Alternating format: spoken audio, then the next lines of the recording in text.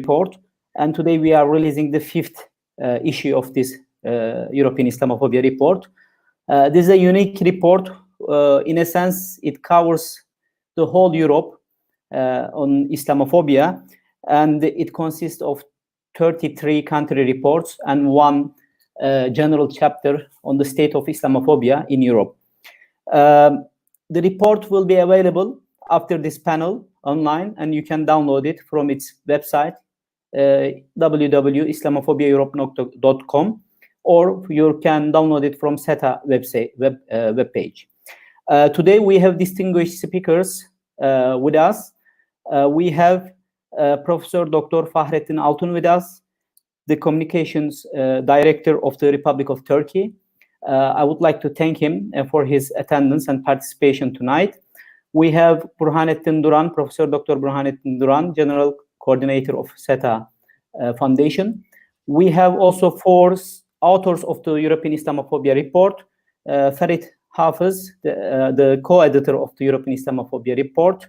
We have Hikmet Karcic, who authored the Bosnian report on Islamophobia this year. We have Amina Simit Akılma. She authored the report on Netherlands, and we have Amina Esaddas. She has also authored the report on Belgium. So I would like to welcome you once again and thank you for your presence. And I would like to give the floor to Professor Dr. Burhanettin Duran for his opening speech. And after this, we will have the keynote speech from Professor Dr. Fahrettin Altun. Thank you. Thank you, Enes. For many years now, we have been witnessing the proliferation of Islamophobia across the world, and especially in Europe. In 2019 alone, 143 Islamophobic incidents have occurred in France. 871 hate crimes were reported in Germany, and 3,530 new cases have been reported in the United Kingdom. Unfortunately, a similar trend is seen in all other European states, as the number of incidents and terror attacks increases over the years. The fact that we are living in a time of Islamophobia. The rise of the far right in Europe is in itself one of the main causes, being the rise of the Islamophobia. With that, we have witnessed the bloody consequences of the white supremacist ideology of the Great Replacement, a conspiracy theory that dominates the ideology of international far right and that speculates about the imagined danger posed to white people by non-white, often Muslim immigration. However, it is necessary to state that anti-Muslim feelings and attitudes exist not only within the far-right party supporters, but within the pro-European party supporters as well. These extremist ideologies go against all the values and ideologies that the West has been advocating all these years and centuries. Islamophobia attacks target first and foremost the human rights. So considering this, one would expect the European governments to take the necessary steps in preventing the proliferation of Islamophobic attacks. Unfortunately, this has not been the case. Facing this rising threat, European states insist on a janus-faced stance. On the one hand, European governments work hard to track far-right terrorist groups and dismantle them. But on the other, they participate in the normalization of Islamophobic discourses in Europe through discriminative declarations and security policies targeting Muslim people. While politics play an important role in terms of either challenging or disseminating Islamophobia, media is another medium that holds as much importance.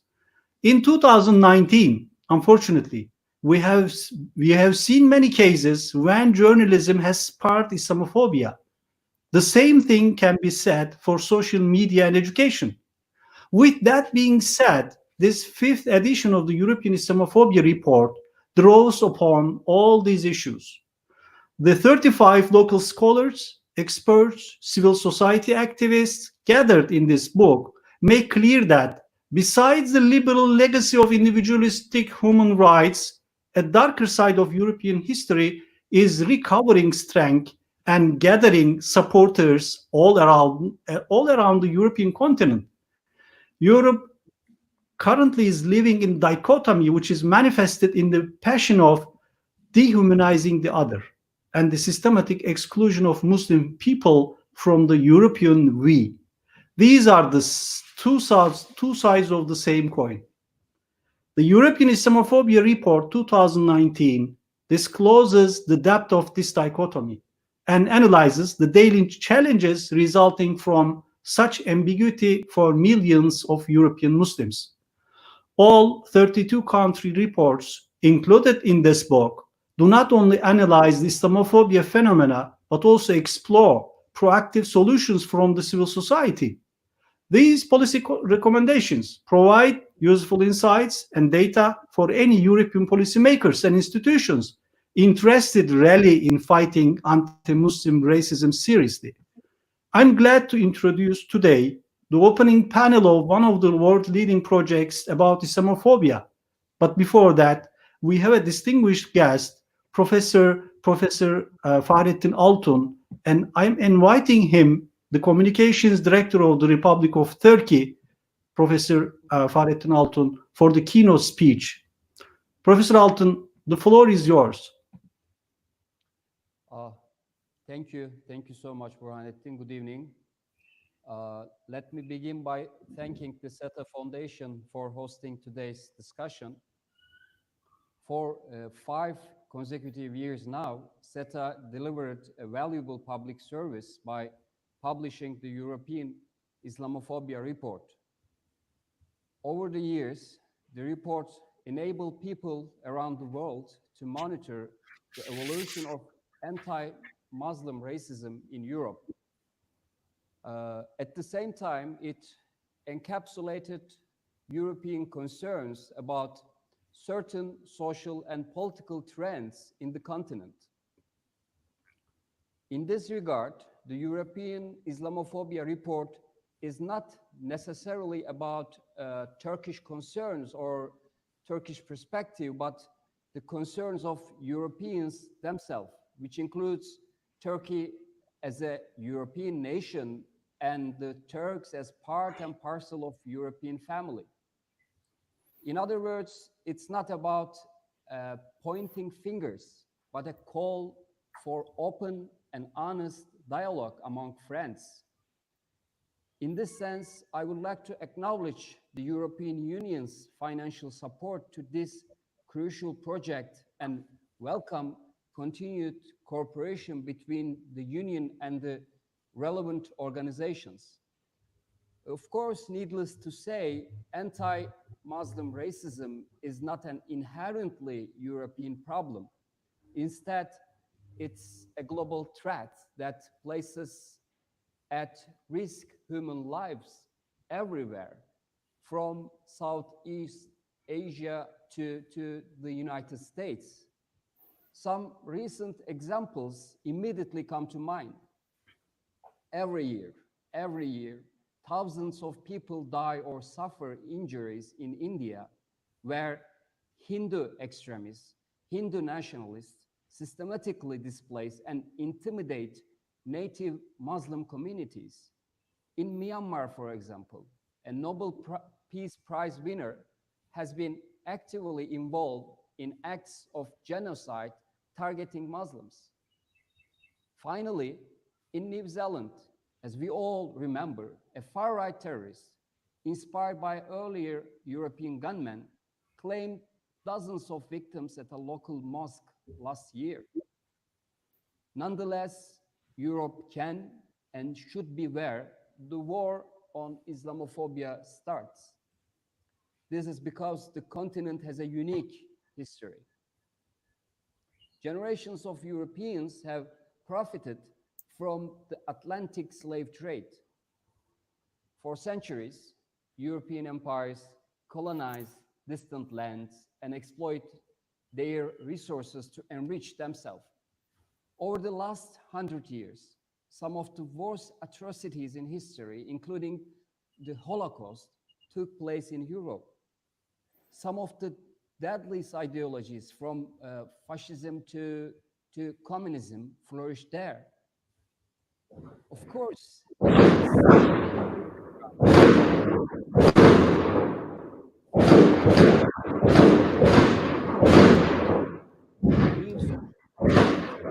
on democracy, human rights, and liberty. It is that capacity for self-improvement that Europeans must tap into today to overcome the challenge of anti-Muslim racism. This is what makes the European Islamophobia Report all the more important. Unfortunately, however, the report shows that the situation is getting worse by the day. News are not good. First of all, there has been a notable increase in the number of attacks against Muslims, Islamic places of worship, and community centers across the continent.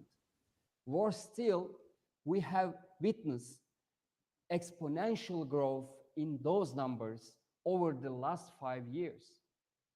The frequency of those attacks contribute to their normalization and results in victims being blamed for those crimes.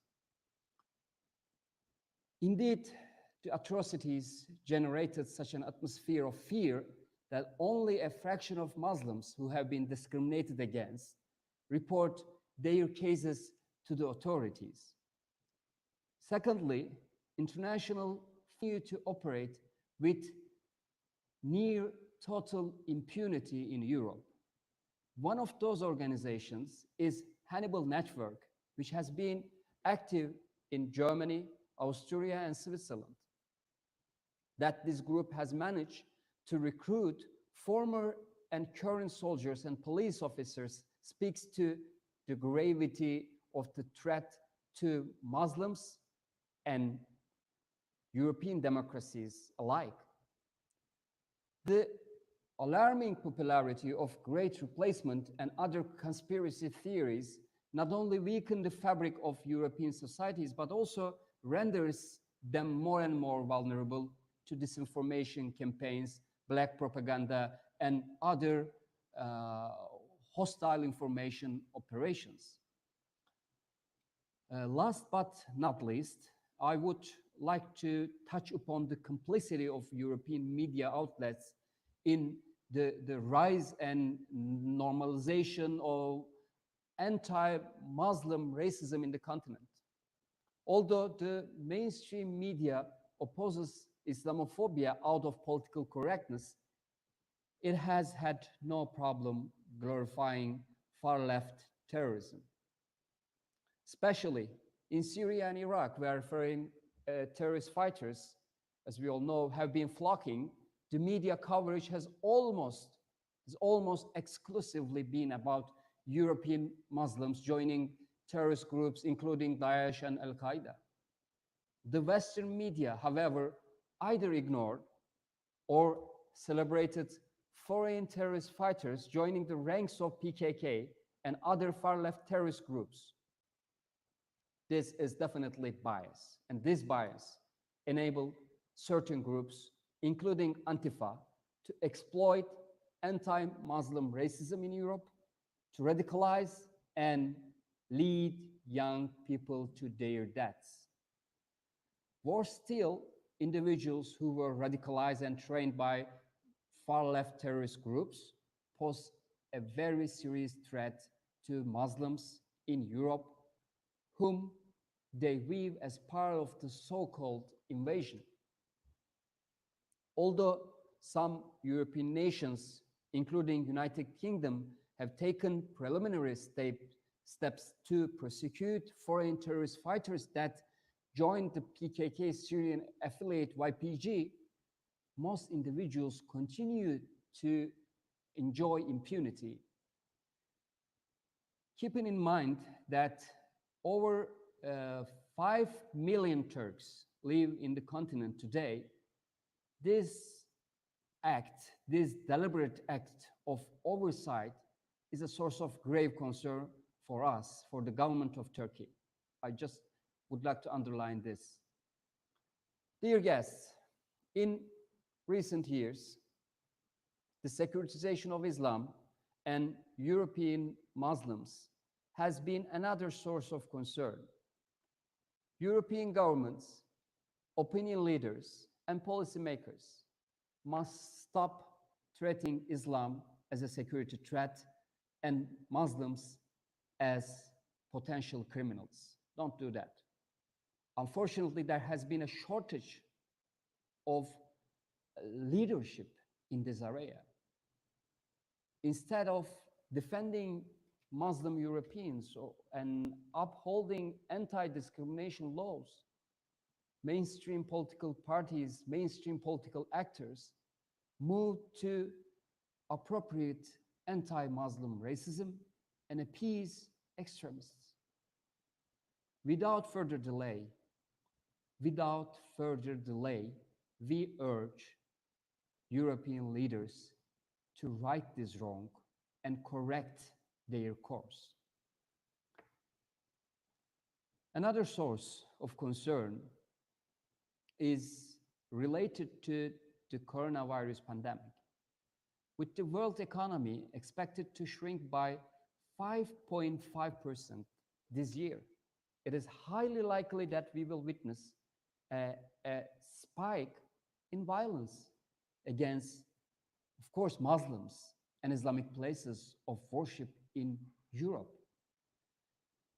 Keeping in mind that the most recent wave of anti-Muslim racism coincided with the Syrian refugee crisis, European governments must take necessary precautions in due time. Failure to act now and stop violent attacks before they occur would definitely cast serious doubt on European Union's commitment to equality and diversity. Ladies and gentlemen, as an advocate of diversity and equality, we took historic steps to combat religious discrimination under President Recep Tayyip Erdogan's leadership. In 2000s, the Turkish government facilitated the return of non-Muslim charities previously confiscated properties to their rightful owners. Today, as mosques and Muslim community centers unfortunately come under attack in Europe, we continue to use public resources to restore churches and synagogues. In line with the principle of equal citizenship, we celebrate all religious communities, which we view as part and parcel of Turkish society, of Turkish socio-political reality. From, for example, the Akdamar Church in Van to the Great Synagogue of Edirne, we will continue to preserve our nation's diverse cultural heritage, no doubt. At the same time, the Turkish government is working closely with its friends and allies to combat discrimination, hate speech, and the incitement of violence against Muslims. Last September, the President Recep Tayyip Erdogan, together with the leaders of Malaysia and Pakistan, signed off on the establishment of an Istanbul-based English language media and communications center to confront the challenges posed by Islamophobia. Building on the leaders' meeting in New York, we signed a memorandum of understanding in Kuala Lumpur, Malaysia, and we expect Pakistan to get on board shortly. The Directorate of Communications, my institution, remains in talks with our partner institutions to launch this project as soon as possible. The involvement of European governments in similar projects would indeed be a welcome step and send a powerful message of love and solidarity against hate and discrimination. Dear guests, once again, I really would like to extend my gratitude to the SETA Foundation for publishing this timely report and maintaining their commitment to documenting Islamophobia in Europe. Turkey and European Union are close partners, close friends in a broad range of areas, and we can certainly cooperate more closely against anti-Muslim racism. In this regard, the Turkish government is prepared to support efforts by European friends to promote equality for Muslims and other religious communities. I am confident that together we can overcome this very serious challenge and build a safer future for everyone. Thank you.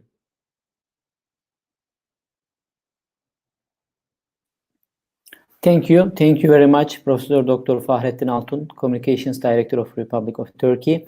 Thank you for your keynote speech. I would like to thank you once again and the Professor Dr. Burhanettin Duran. And now we are going to make 1 minute pause, and then we will continue with the panel because Mr. Altun has to leave because of his schedule. But we will continue with the panel in 1 minute time. I really apologize for having to leave now due to a prior engagement, but I look forward to watching the discussion, which I'm sure will be very interesting later this evening. I would like to take this opportunity once again, thank the SETA Foundation for hosting today's timely event. Many thanks and good evening. We are thankful to Professor Altun for sparing time for us. Thank you once again, and we will make this pause and then we will continue. Thank you very much, Professor Altun.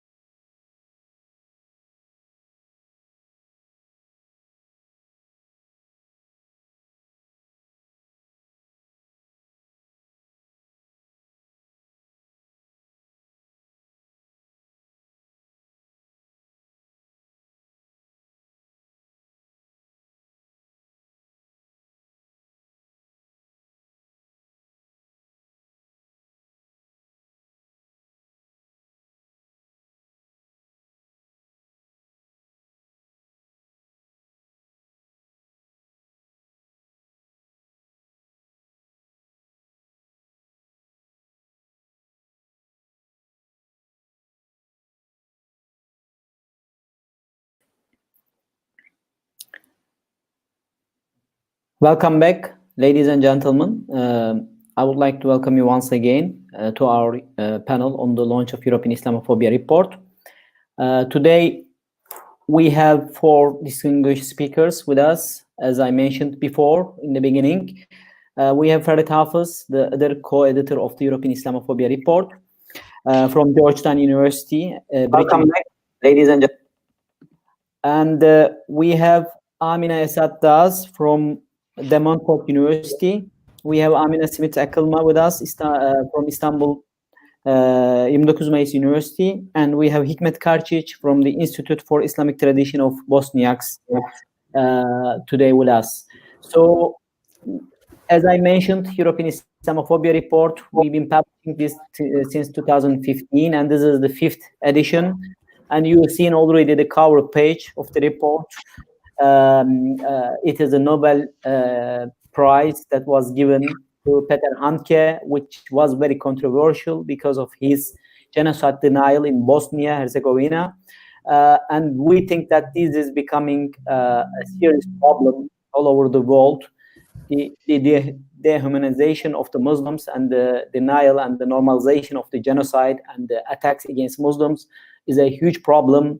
And at the end, it found its way to Nobel Prize. And I think this is very shameful. And that's why I think we choose this cover page to give this message that this is not normal, this is not acceptable. And we will never going to accept this kind of, let's say, normalization of the Srebrenica genocide and in Bosnia especially. So once again, thank you very much. And now I would like to start with Fahrettin Altun, the other co-editor of the European Islamophobia Report. He's going to briefly discuss the main results and the findings of this year's report. As I mentioned before, after this panel, the whole report will be available online on our webpage. You can download the whole report. The floor is yours, Farid. Well, thank you, Enes, for the moderation, and thanks everybody for being here today, and thanks for having me here. I'm greatly honored to be able to present to you the 5th edition of our annual project, the European Islamophobia Report, and many of you, like Amina, have been with us from the very beginning on, so I'm very thankful again for all the people who have been collaborating here together. As you know, the European Islamophobia Report basically is a report where we present key moments of Islamophobia in different fields, such as media, politics, legislation, employment, the internet. And again, I owe my thanks here in this case for the 2019 report to the 34 colleagues who have been collaborating this year to present 32 country reports. And at this point, I would also like to thank again the SETA Foundation for wholeheartedly supporting this project in its 5th year. So anti-Muslim sentiments are still very high in Europe. Let me just reveal a few numbers that have been surveyed by the European Council on Foreign Relations in April 2019. They did a survey where they showed that ahead of the elections for the European Parliament, while there was really no single issue on voters' minds, still large segments of the voters were concerned about the so-called Islamic radicalism. So the survey says that while 15% of the voting of the EU highlighted migration as one of the top threats to Europe, 22% of the EU voting population still is concerned about what is so-called Islamic radicalism, which ranks highest amongst all threatening images. This is very crucial here because according to this study, so-called Islamic radicalism is a greater preoccupation for people aligned even with center and center-right parties than necessarily for those aligned with far-right parties, right? Given that Islamic radicalism is itself a peculiar notion that invites the amalgamation of a variety of terms that are very often misguidedly related to Islam, with no real differentiation between the spheres of politics, society, and religion. The interesting point here in this poll is that it really reveals the centrality of Islamophobic discourses in political debates all across Europe. So the fact that this so-called fear of Islamic radicalism is also exists among pro-European parties and not only among anti-EU far-right political parties tells us something about the relative hegemony of Islamophobia. And similar other studies, especially polls from the Eurobarometer, reveals very much similar results. So the year 2019 was an eventful year for Islamophobic developments. We not only had the very Islamophobic terrorist attack in Christchurch, New Zealand, but also in Europe, especially in Germany, where pro-immigration politicians as well as Muslims have been killed, attacked by white supremacist terrorists. And we also know that we had attempts being made in Norway, which thankfully failed. But again, we had people who were inspired by terrorists like Anders Behring Breivik in the past, who would, such as Brandon Tarrant in New Zealand in the Christchurch attack, would have wanted to do the very same thing and step in the foot of those people. Enes already said something in regards to the cover page of our report for this year, and I think that's again a very telling image that we have chosen here, which is in a way a cultural manifestation of the normalization of Islamophobia, as I would suggest. The decision to award, in this case, the Austrian author Peter Handke the Nobel Peace Prize in Literature is, I think, something that really tells us something about the acceptance or the negligence of Islamophobia in Europe today. Let me give you just one example. Like, it would be unimaginable that, let's say, a denier of the Holocaust would win such a prize. And I think we all agree in this. There would be no dispute about it. But it is not only imaginable, but a reality that the denier of the genocide in Srebrenica that drew heavily on anti-Muslim racism is awarded this prize in 2019. And this is the reason why we chose this image. And I think and I hope the author of the Bosnian report, Hikmet Karčić, who is with us today, will also speak a little bit more about this. Let me make the connection from here between the indifference towards the fate of Muslim people in European countries like Bosnia and Herzegovina, where a writer not only expressed his wish to be a Serbian Orthodox monk fighting for Kosovo, as he said, but even gave a eulogy at the funeral of Slobodan Milosevic, but also connect this to the rise of anti-Muslim terrorist attacks by white supremacist groups, as we have witnessed it heavily in 2019. Numerous people have commented on this, and let me just take one example of the UN Special Rapporteur on contemporary forms of racism, racial discrimination, xenophobia, and racial intolerance, Tendai Ashiome, who said, neo-Nazi and far-right ideologies being part of mainstream discourse and receiving political endorsement. So I think nothing revealed this much more than the role of the identitarian movement in Europe as we have witnessed it in 2019. Not only did the spokesman of this movement in Europe, but also some other branches of the identitarian movement receive money from the New Zealand Christchurch terrorist. But the identitarian movement is also at the forefront of white supremacists who push an agenda that is really shared in a much larger political framework. And I would like to give just one example here.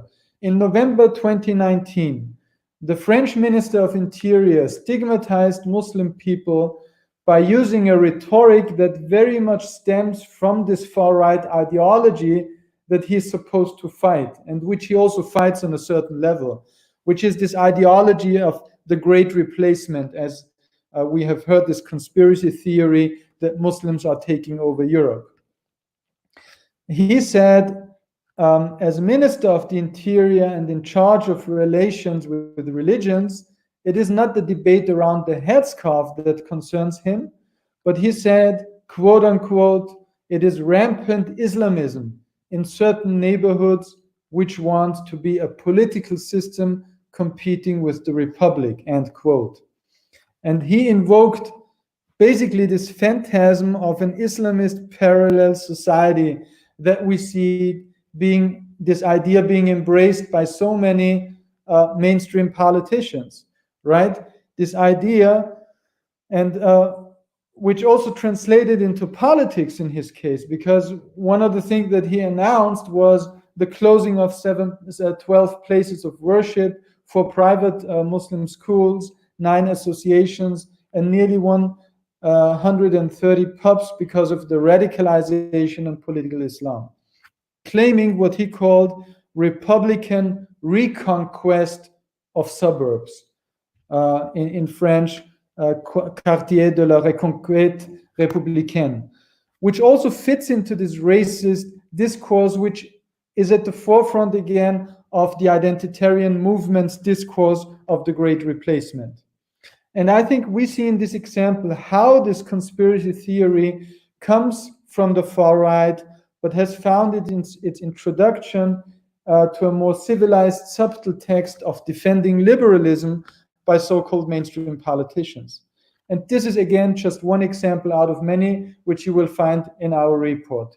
At the very same time, it is this French Minister of Interior and the intelligence service in France that was in charge and did also dismantle far-right terrorist groups who were would have taken to the arms against Muslims and Jews in France. So numerous European and international institutions, as I already quoted the United Nations, but also the European Commission, do see this problem on one side, right? So we also do appreciate that there are few steps done in the fight against Islamophobia, but these steps are little and need very much to be increased. In regards to European institutions, what is really needed, and this is something we've been saying since many years, and other civil society organizations and scholars have said this, and we also see the first steps being implemented, is the commitment by the European Commission to fight Islamophobia. But still, if we, the European institutions, want to walk the talk fully, there are things to do. And one of these things is that there has to be a resolution against Islamophobia similar to one against anti-Semitism or anti-Gypsyism as it is already existing.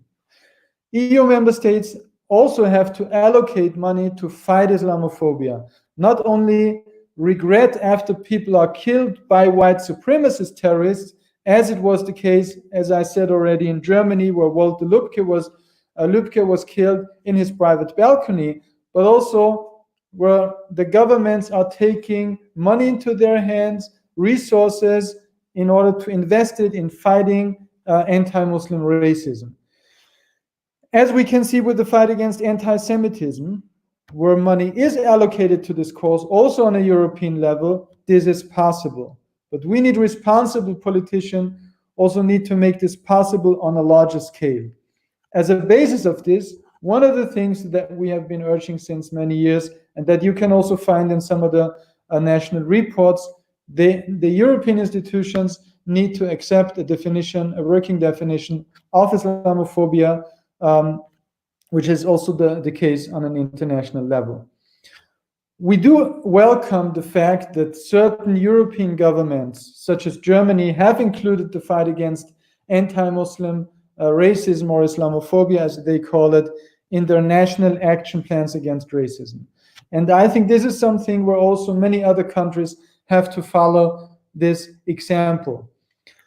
So we need action plans still that have to be developed and further backed by resources in order not to be only a talk, but also be something that is implemented.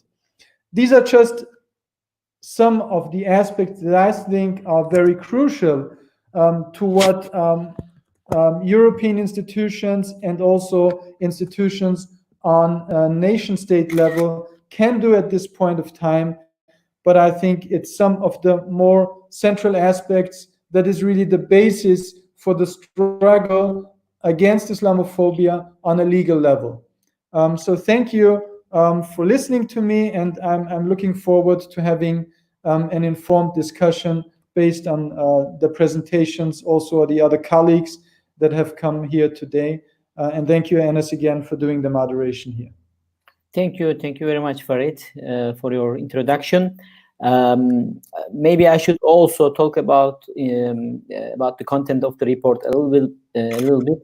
The report has each year has the same structure. All the country reports has the same structure. For those who don't know our report, all the authors, they start with the general assessment of the year, and then they continue looking at different fields on the Islamophobic developments in different fields like politics, media, judiciary, internet, and so on.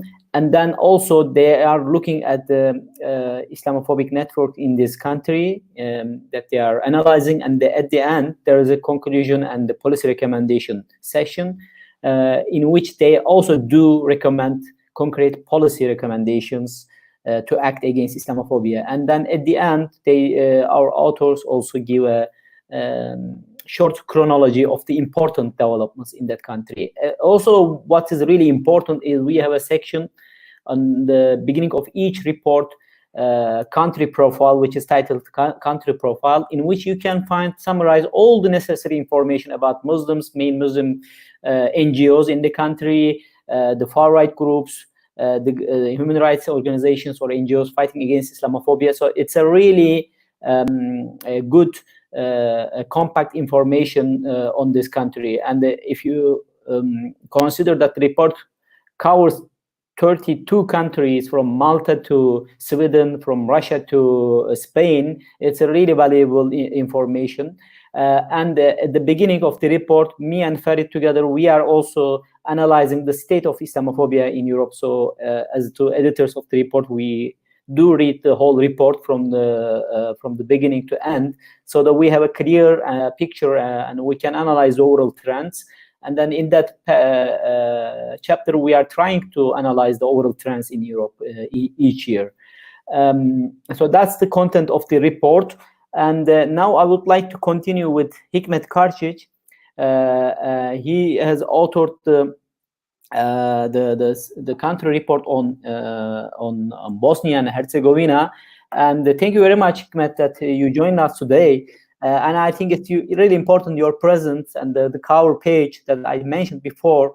It was really a shameful year, I think, for the humanity, that Peter Handke received this Nobel Prize after what happened in Bosnia, and especially in the Balkans, not only in Bosnia, but in the Balkans, in Kosovo and Albania.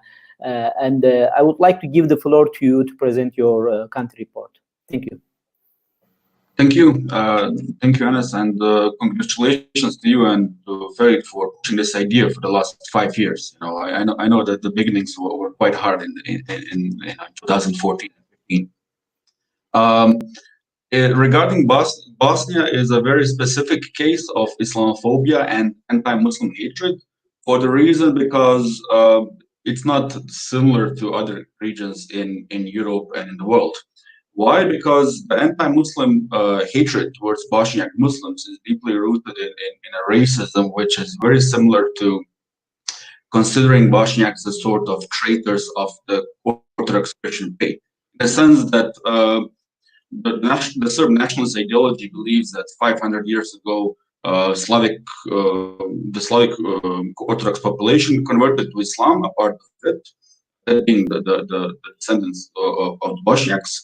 And for that reason, for betraying our Orthodox Christian faith 500 years ago, we need to be punished today by these by the Serb nationalists. So that's like the main, a very quick nutshell definition of the Serb nationalist hatred towards Bosniaks.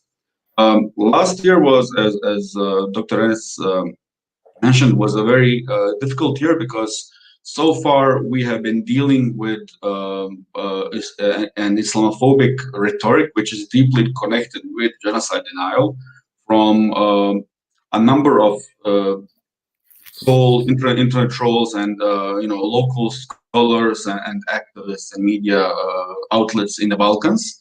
But last year, this Islamophobic rhetoric came to a very new, high level when Peter Handke was given the Nobel Prize.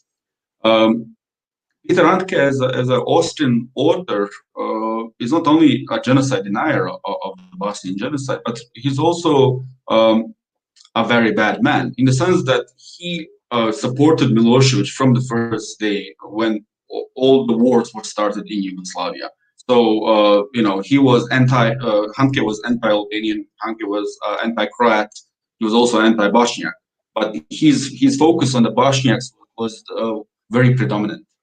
And he may actually made a tour right after the war, visiting all these areas throughout Bosnia where the war was where most of the genocidal campaigns occurred. He was going around Bosnia and Serbia, supporting the Serbian government and showing that Milosevic has support in the West. His ideas were also deeply rooted in the conspiracy theories, which were mentioned earlier by Farid and Enes, the Great Replacement theory, but also the conspiracy theory in which Bosniaks and the Bosnian government employed an international PR agency, which was part of a Jewish conspiracy, in order to blame the Serbs for the war in Bosnia. So this was a conspiracy theory which Peter Handke heartfully supported throughout his works.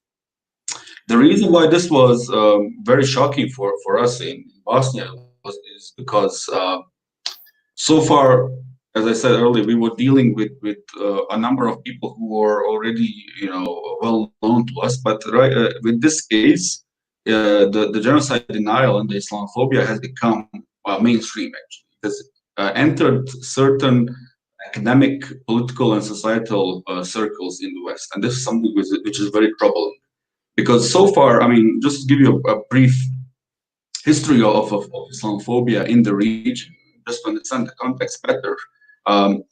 So far, in the last 40 years, we have been dealing with Islamophobia, and anti-Muslim rhetoric, which appeared in the 80s, and which was actually spearheaded by Serbian scholars on Islam and Orientalists, such as Darko Tanaskovic and Miroljub Jeftić, for example, who are very well known in the academic circles. And they were the ones who created the anti-Muslim narrative in Yugoslavia. First anti-Albanian and then overall anti-Muslim narrative. This rhetoric was later on actually picked up by a lot of other academic circles throughout the world, which was very interesting specter of genocide deniers. So it's not only narrowed down to right-wing academics, but also to leftists. For example, authors such as Ed Harriman and Diana Johnston, who were famous leftist scholars, they're also Milosevic apologists and genocide deniers. Also, recently there's been a very interesting case of a self-proclaimed Islamic scholar called Imran Hussein, who is, I think, right now based in Kuala Lumpur. And for the last couple of years, he's been a very often invited speaker to Belgrade and to Banja Luka in the Bosnian Serb Republic, in which he actually, as an Islamic scholar, blames the whole entire war on the Bosniaks and denies the genocide was ever committed. So we have this very weird specter of these different agents of denial who are currently very active in their whole entire in their entire work. I think that the case of Handke would not have gotten the Nobel Prize like 15 years ago, because the climate at that time in Europe was quite different. Currently, it's in a very strange phase, and I think the Handke case was a wake-up call for everyone here. And this, again, is a result of the continuous denial apparatus, which is being spearheaded by the Serbian government. And that's something which I really want to underline.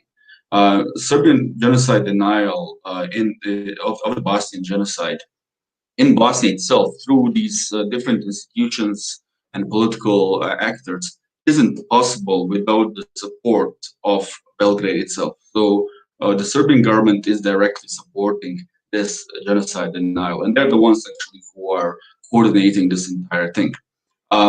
Once there's a let's say much more liberal government in place in Belgrade, that's when you will have a lighter form of denial. Currently, with this hard line Vučić government, the denial has really risen and it has become institutional. Institutional in the sense that, for example, the Serbian Ministry of Defense from Serbia supports war criminals who are on trial in Bosnia, in the sense that they are getting them, money-wise, but also creating expert opinions to show that these people are not responsible for mass atrocities. In addition, the Bosnian Serb government, in coordination with Belgrade, has annulled the Srebrenica genocide report from 2004, which was actually the first and only positive step brought by the Bosnian Serb government in the last 25 years. They've annulled this report from 2004, and now they have created a new commission, two new commissions. One to investigate the events around Srebrenica in July 1995, and the other commission to investigate the events around Sarajevo, the siege of Sarajevo. So these are two main events from the Bosnian War, which the Bosnian Serbs, of course, in cooperation with Serbia itself, wants to change the narrative of, because these are the two main events which are very famous, infamous in the world, and known for the Srebrenica genocide and the siege of Sarajevo. And these are two narratives which the Bosnian Serb government now wants to change. So the results of these commissions are going to be published. They were supposed to be published right before the 11th of July, but they will most probably be published by the end of the year. So again, this is not a denial which is being perpetrated by a number of small individuals or independent scholars. This is a very organized strategy which involves the Serbian main institutions, including the church, the media, the politicians, and the academia. And also, what is very interesting is that whenever you have these kind of reports and statements of denial, they are more and more being published by pro-Russian websites, which are very active in the region. I'm specifically thinking about the Serbian language version of Sputnik, which is publishing information about these cases. I also want to point out two more important things which I highlighted in the Bosnia report for 2019. Firstly, the migrant crisis, which Bosnia has also been highly affected with, has raised the narrative about Islamophobic rhetoric in Bosnia itself, because the Bosnian Serb and the Bosnian Croat politicians in Bosnia are accusing the Bosniaks of actually wanting to bring in these migrants from Pakistan, Iran, Syria, and so on, and resettle them in areas throughout Bosnia, which is, of course, incorrect. The other thing is the foreign fighters from Syria, Bosnians who left to fight in Syria and who have been coming back in accordance with the Bosnian government's strategy. These two events actually were the main catalyzers of Islamophobic rhetoric. But whatever the case, the constant in the last 5 years, since 2015, since this report has been done, is that this very interesting connection between the denial of genocide with Islamophobic and anti-Muslim rhetoric.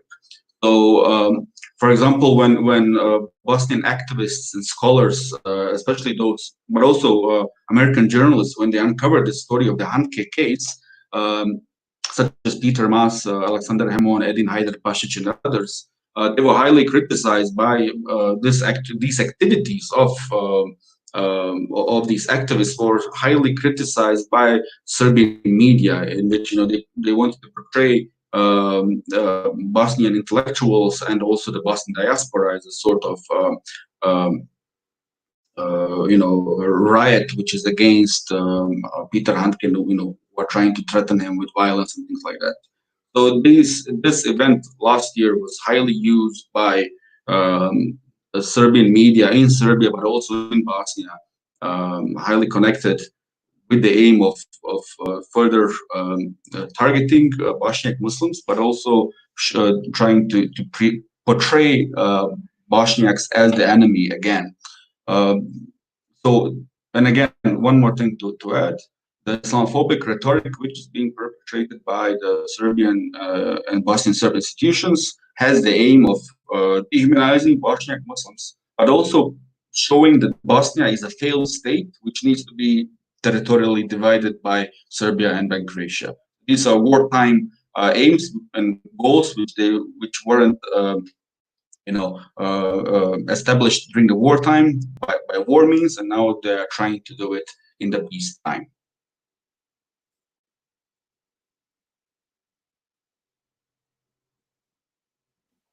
Thank you very much, Hikmet, for your presentation of the Bosnian report. And I would like to continue without spending much more time with Amina, Esat does. She has authored the Belgium report also in the past years. And the Belgium is also an important country, the heart of European Union. There is an also considerable Muslim minority there in Belgium, and the developments there also, of course, affects other Muslim countries, other European countries. So I would like to give the floor to you, Amina. Thank you very much for your participation. Thank you. Good evening, all. Thank you, SETA, for the opportunity, for my co-panelists for being here with me today. So I wanted to underline the importance, as Enes has already stated in studying Belgium. It really is the heart of Europe and the EU, even if it is just a small Western European nation. And we see in Belgium, given its federal constitution, the ways in which competing influences play out in different countries, but also the potential of Belgium as a signifier for the rest of Europe and then potentially globally in terms of Islamophobic legislation, Islamophobic practice. So I'll begin by discussing a short background and relationship of Belgium with its Muslim communities and Islam, continue to discuss the diverse manifestations of Islamophobia in Belgium during 2019, the physical violence, employment, education, legislative controls, etc. I'll then conclude with an insight into the fairly strong Belgian counter-Islamophobia scene that exists and some recommendations that we can garner from the Belgian chapter of the European Islamophobia Report this year. So to begin by looking at a history of Belgium, so it's a small Western European nation. It has a fairly sizable Muslim community, around 6%. They are predominantly of Turkish and Moroccan background, although there are a number of indigenous Belgian converts to Islam. It's difficult to effectively completely assess the numbers here. They're fairly widely spread over the federal regions. So you have Flanders, the Flemish-speaking region, and Wallonia, the French-speaking region, which take with them the Dutch and French influences in the ways in which they practice and enact Islamophobia. And you have the Brussels capital region, which stands independently from the three. And here we see different forms of legislation, different forms of narrative, and different forms of practice of Islamophobia that become apparent across the three different federal regions within the country. In terms of Islam and Muslims, Islam is officially recognized within the Belgian state. There is no official religion. Rather, the monarchy affords official recognition to large substantive groups within the country, Islam being one of them. Part of this recognition means that there is state funding for religious education in the country. There's also provisions for chaplaincy religious education, as I mentioned, the training of imams, and various forms of involvement and interlocution between the Belgian Muslim community and the state. So looking at Islamophobia last year, I would argue that in Belgium there has been a continued sustained growth in Islamophobia, and it really follows on sequentially from that which we've seen in the preceding editions of the European Islamophobia Report. If we look specifically at physical and verbal examples of Islamophobia and violence, and verbal attacks, physical and verbal attacks, I would say that these can really be divided into two distinct categories. We have the attacks on property, presumed to be linked to Muslims. Then we have the attacks on individuals presumed to be Muslim. In terms of attacks on property during 2019, if we take the statistics published by UNIA, the Interfederal Center for Equal Opportunities, we have 278 reported incidents analyzed last year. This really is the tip of the iceberg. As I always state, it's a matter of reporting rather than reality of what's going on.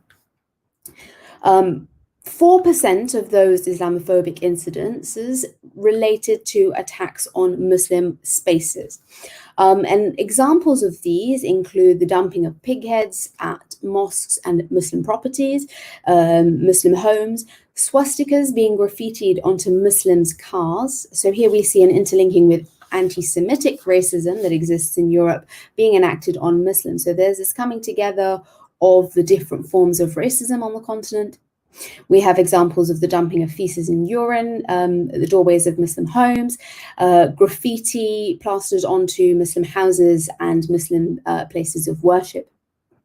So in terms of the nature of physical violence against property and space, it really can be classified as acts of harassment and intimidation more often than not, and obviously physical damage.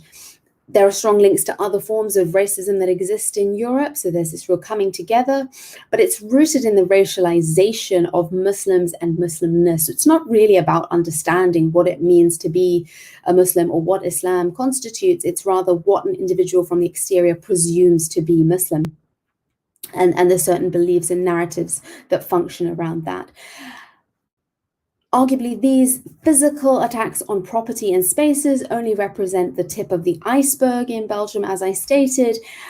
And importantly, they're not dissimilar to attacks that we would see in France, in the UK, in Germany, Hungary, Czech Republic, across the continent, and arguably globally, given it really indicates that Europeanization of such narratives, but also the globalization of Islamophobic narratives. Then, if we continue to consider physical and verbal attacks, the second category I mentioned was attacks against individuals. And now here we see a really distinct feature of Belgian Islamophobia, but arguably Islamophobia on the whole. It is incredibly gendered. So the CCIB, the Counter-Islamophobia Collective in Belgium, analyzes the UNIA statistics that I mentioned before and really disaggregates, looks further, really qualitatively assesses this data. And they found that last year in their report published, 77% of Islamophobic attacks on individuals were committed against Muslim women. This is influenced firstly by visual signifiers. So if Muslim women wear the hijab or wear presumed forms of Muslim dress, they're more likely to be attacked. But also it's fostered within and nurtured within a country which enacts legislation which permits and somewhat justifies or makes credible the targeting, the othering, or the banalization of attacks against Muslim women. So this is the broader context within which these attacks are occurring. And again, we don't know the full picture how many Muslim women actually come forward to report crimes that they experience. And examples of crimes against Muslim women last year, very similar to that which we've seen in previous years in Belgium, but also across the continent. We have attacks on a Muslim woman, a physical violent attack on a Muslim woman in Anderlecht in 2019 January, 2 women being verbally attacked by a public transport driver who, I quote, states, "I am racist and I hate women who wear their headscarf. Therefore, it's almost like Islamophobic racism towards Muslim women has become so acceptable. It's like a badge of honor that public employees and those delivering public services are happy to articulate. And that was in March 2019. In April 2019, you had a woman who was stabbed in front of her three children, a Muslim woman who was stabbed in front of her three children. Or the case in the summer of 2019, a drunk woman who tried to remove another woman's a Muslim woman's headscarf. So often the literature will indicate that it's men that tend to enact these acts on Muslim women, these physical forms of violence. But in fact, if we look at Belgium, we're starting to see it's not only men who are committing these hate crimes against Muslim women, we're seeing women enacting these crimes. And another one that really struck me was an attack by an inebriated woman who pushed a Muslim woman wearing a headscarf, made comments, pushed her onto the metro tracks in Brussels. And this was the second time she'd done it. So it wasn't even the first attack. It was the second attack that she'd done of that sort. So it's time and time again. If we read the last year's report, the EIR report last year, the year before, the same sort of attacks are happening. Gendered Islamophobia in Belgium does not exist in a vacuum. Rather, it's the product of continued otherizing of Muslim women in the country, the banalization of attacks against Muslim women, and the political and media discourse which sends a signal of acceptability towards to the general public. These attacks wouldn't be happening if we didn't have this sort of narrative being fostered at such senior levels. And again, it's not happening just in Belgium. It's part of a wider European and global picture, and it's part of the broader patterns of Islamophobia that are existing within the country. Then if we consider employment, within the field of employment, again, Muslim women bore the brunt. 6% of the dossiers that UNIA handled in the preceding year pertain to Islamophobic discrimination in the workplace. And examples that were reported last year include women who were prohibited from wearing the headscarf, young women who were prohibited from wearing the headscarf in their work experience placements.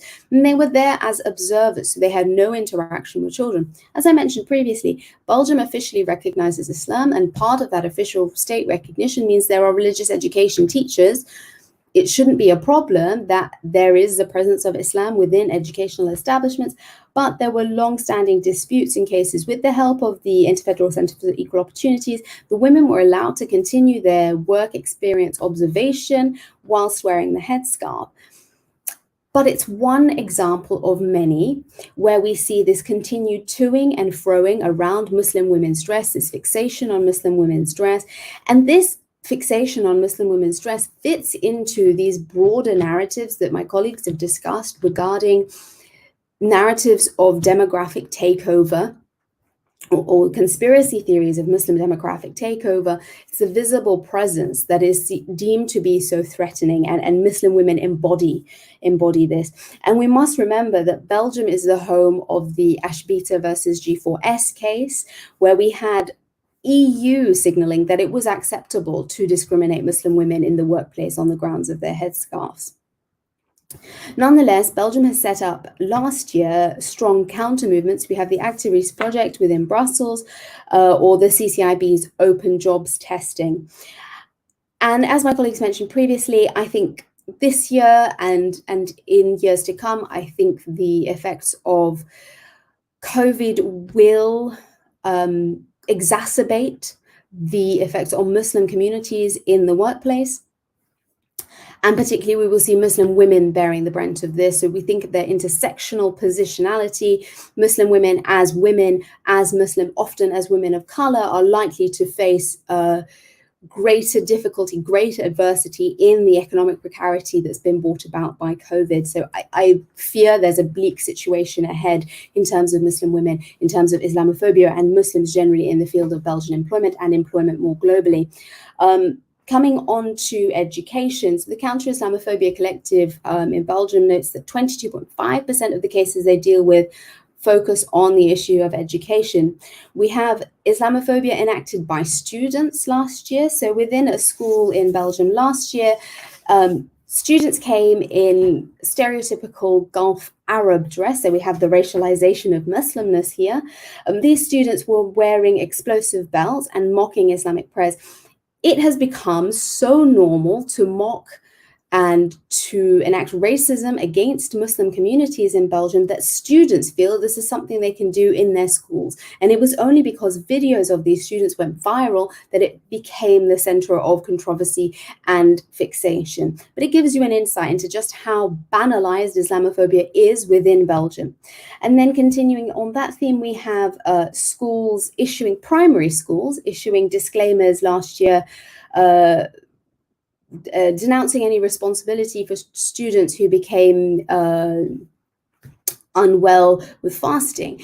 If the school had bothered to engage with the parents, they would find that primary school children will not be fasting. There is no need to issue such dramatized claims out there and continue to frame what these sorts of claims do. They do nothing to improve parent and teacher, parent-educator relationships or to instill a sense of belonging within the education system of Muslim Belgian children. Rather, they create sensationalism, they underline the alterity and the difference of Muslims. And then continuing on the theme of Muslim women, there have been continuous cases last year of toing and froing around Muslim women's dress, even school teachers facing this. A lot of incoherence around this. We've had a region-wide ruling in Flanders banning headscarves. This follows on from a ban in Verviers in the French-speaking region of Belgium, banning headscarves. And there are framed around notions of neutrality. These sorts of framings insinuate that Muslimness contradicts any sort of neutrality or secularism. Secularism isn't enshrined formally within the Belgian constitution. Rather, we see this leakage of French narratives around laïcité influencing the Belgian scene. And it really just shows how geographical borders or limitations don't really apply in terms of the implementation of Islamophobic practice. And this has carried on into this year. So on the 4th of June, there was a court ruling.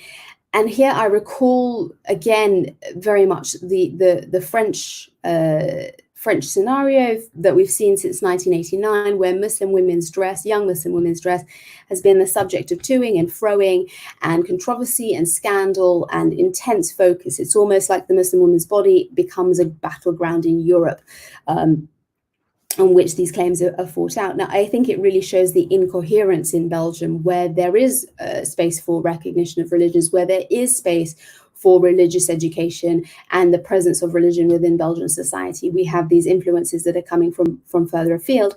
And I think, again, to the current COVID-19 situation, where in Belgium we have the Prime Minister Wilmers insisting that people wear masks on the grounds of health, eliminating or reducing health risks and the spread of COVID.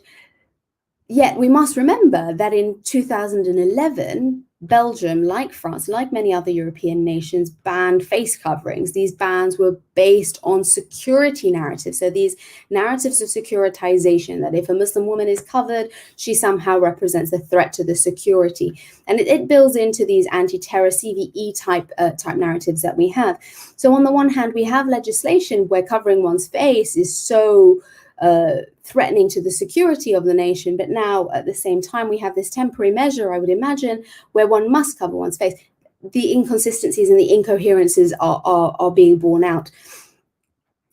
Coming onto the field of legislation in Belgium last year, most importantly, I would say, in Flanders in January 2019 last year, and in Wallonia in September 2019, bans on ritual slaughter were implemented. So this includes kosher slaughter and halal slaughter.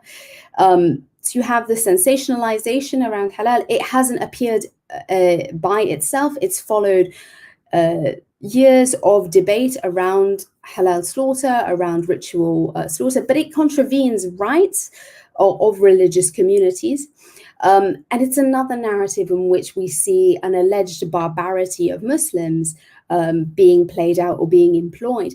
And these sorts of narratives are being employed by people who themselves aren't vegans or vegetarians, but are crying out against Muslim right to slaughter to animals in a certain way. And my worry with this particular piece of legislation that has come out in the federal regions is that it sends a signal to the wider continent, as we've seen with headscarf bans and niqab bans, etc. Potentially, the ban on ritual slaughter sends a message and may be implemented and adopted by other neighboring European nations in years to come. And this really is something that we can begin to stem and guard against in future in other countries and fight against legislation in Belgium. Really to conclude and wrap up, I'd talk about the counter-Islamophobia scene in Belgium. Now, the Belgian counter-Islamophobia scene is a strong counter-Islamophobia scene. There is the Interfederal Center for Equal Opportunities that works to report specific hate crimes. Again, tip of the iceberg problems here. CCIB, the Counter-Islamophobia Collective in Belgium, works across the different regions to analyze and to advocate and to provide legal assistance for those facing Islamophobia. And models are seen across the continent. We have examples like the Counter-Islamophobia Collective in France. We now have the new branch, the Activist Inclusive branch, which is working to combat racism within the labor market. So it's been identified as a significant problem. There has been institutional funding to attempt to limit racism within the labor market, and therein Islamophobia as a form of racism, it becomes fought against actively. So we do have, as my colleague Farid mentioned earlier, we do have state support, and we do have some measures and some steps going forward to combat problems, but at the same time we have this sort of double speak, where we then have at the same time legislation being enacted to limit the rights of Muslim individuals and political discourse that limits the rights of Muslim individuals. So there's a bit of incoherence there again. Belgium and the Belgian counter-Islamophobia scene fits within the EU groups and is well supported by these. And I think in many cases there are examples of best practice that we can draw upon here to enact across the continent and globally. So really to conclude, I would say Belgium, there's been a sustained and continued growth of Islamophobia. We see the physical manifestations of Islamophobia, which are most abhorrent and unacceptable, but they are within a climate and a context of legislation, political discourse, media, narratives which give credence or give weight to Islamophobic action. So it's really part and parcel of it is we need to define Islamophobia, document Islamophobia, and effectively deconstruct on the multiple levels within the legal field, the political field, the media field, etc., to overcome the otherizing and banalization of Islamophobic attacks, if we really want to move forward effectively in our efforts in anti-racism across the continent. Thank you very much. Thank you very much, Amina, for this excellent presentation. Now I would like to move to our last speaker, Amina Simit Akılma. Thank you for your participation, Amina.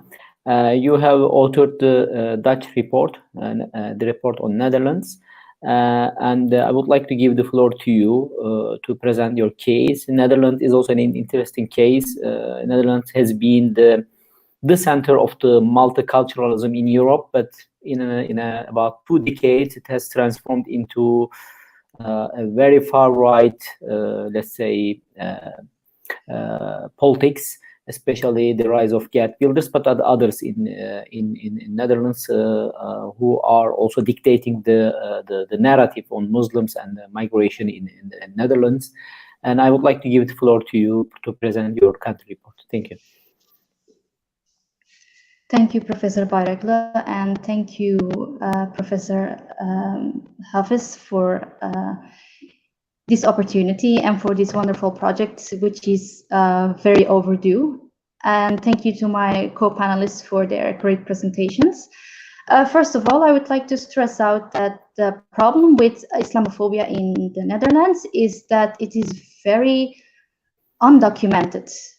Because actually, when we look at the amount of complaints filed to the police, usually we see a decrease in complaints, or in any other organizations and NGOs, they usually state that there is a decrease in complaints and thus there is less Islamophobia. Well, actually, when we dig a little deeper, we see that the opposite is true, because many researchers actually revealed that many Muslims simply do not go to the police or go to the press or file any complaint whatsoever to any NGO, because usually they have no faith in the police or in that institution. They have no hope that it will solve anything. They don't have any proof, and they just feel that it would not lead to anything. So they just swallow and continue with their lives. Unfortunately, the only things that we can really see is violence against Muslims themselves, which is not that occurring in the Netherlands, and violence in towards mosques, especially when a new mosque is built. We often see that they would be threatened, or when some kind of political debate would rise again, the actions against mosques would increase again. Usually these actions are done by Pegida, which is like the Dutch branch of the Pegida in Germany.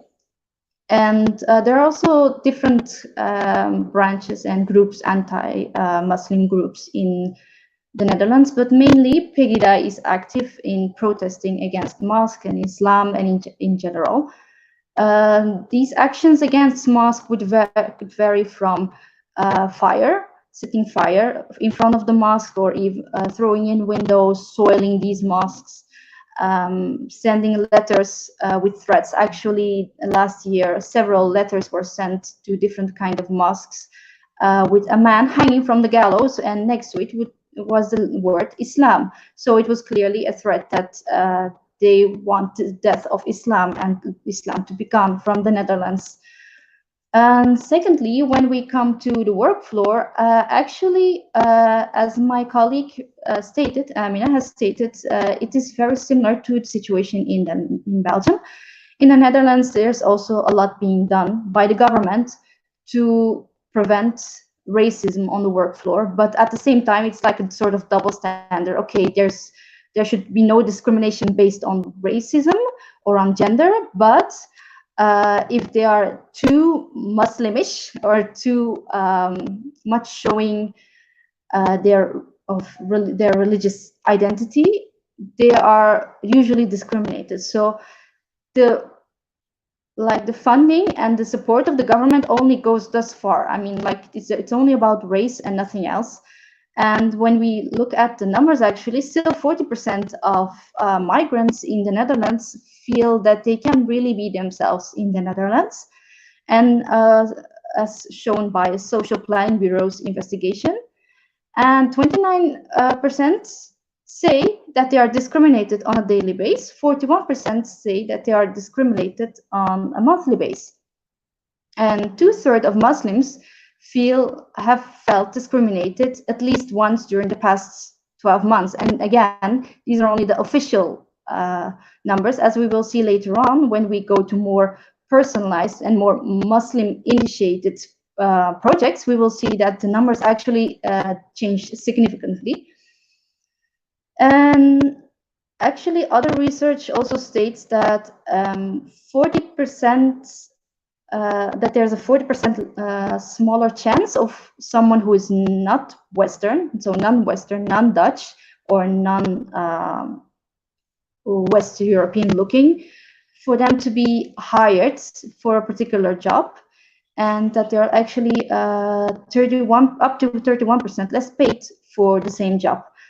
Well, actually, they try to sort of blame it on lack of education or less educated, or less able to do a certain job. But actually, as the government also realized, it is usually because there is a serious problem in prejudices towards Muslim workers and other migrants, etc., or people with migrant backgrounds, like the stereotype of the lazy Arab or the lazy Turk, etc. And this still continues with many people. And what is interesting is that also 4 out of 10 employment agencies actually still discriminate on demand.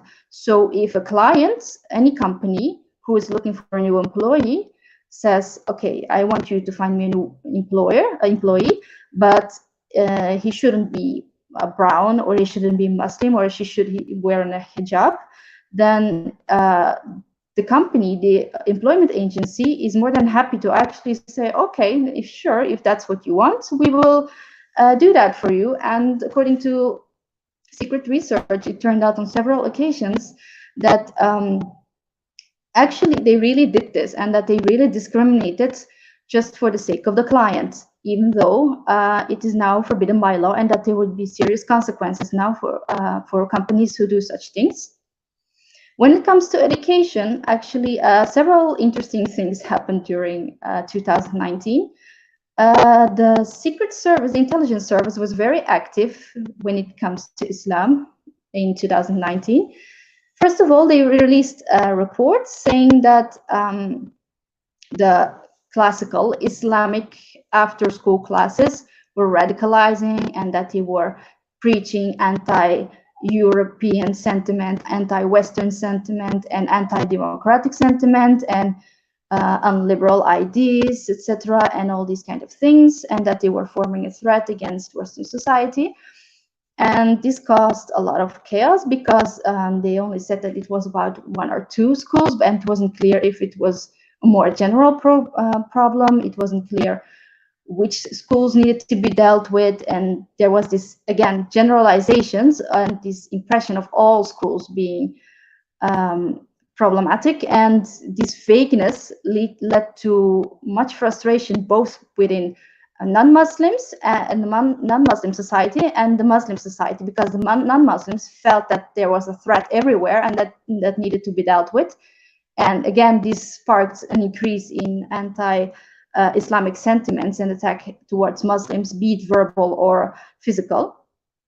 And on the other hand, within Muslim society, there was a frustration because they were, again, being stereotyped and misrepresented, and also they were not dealt with the correct information, because most of the Muslims don't want their children to be taught by radicals or introduced to jihadi thought or whatever. They just want them to learn more about Islam in general, and not about its more political wing or radical wing. So they weren't fed with the correct information. So they were also frustrated and worried about what to do, whether they should still send their children to school, to those after schools or not. And that caused for a lot of chaos and friction between these two groups.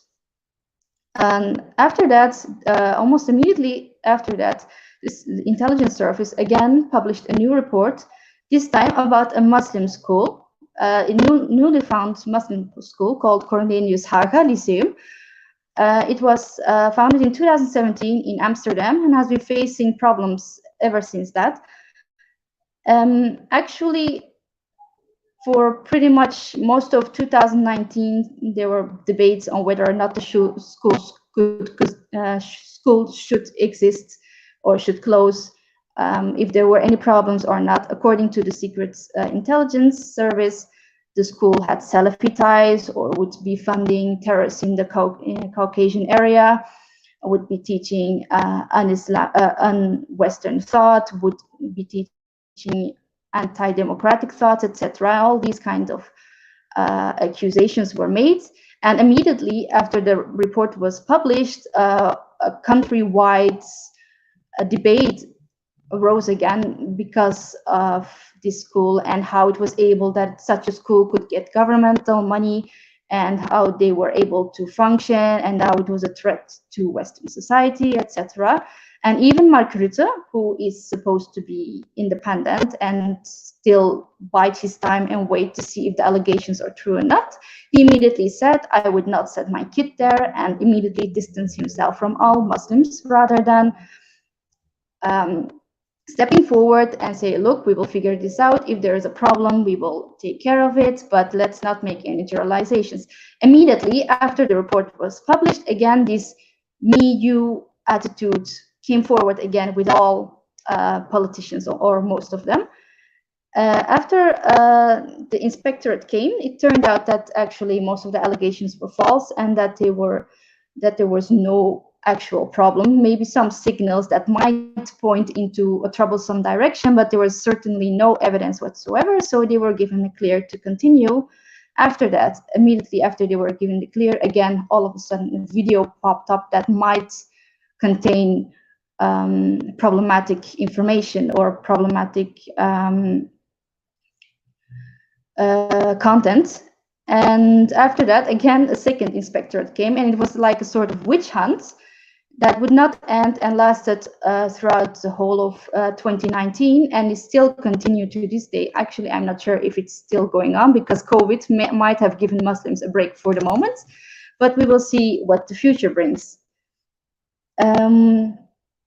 When we come to news coverage and media, there are several research done on the topic of Muslims. Actually, a researcher did some research on what the result would be if he typed the word terrorist in a database. I'm sorry, the word Muslim in the database of a newspaper, and in almost all of the cases, Muslim terrorist would pop up, Muslim terrorist or terrorist Muslims would pop up. So he decided to just try the word terrorism, and again, most of the time, the words Muslim would pop up this time. Like there was no other combination possible. It was only Muslim, okay, terrorist.